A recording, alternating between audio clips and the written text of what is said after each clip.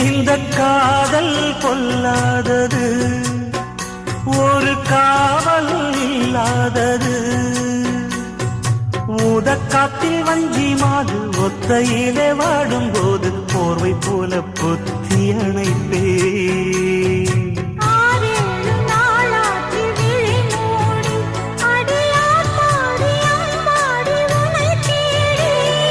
நீதானே மானே என் இளஞ்சோடி, உனை நீங்காது என்றும் என் உயிர் நாடி.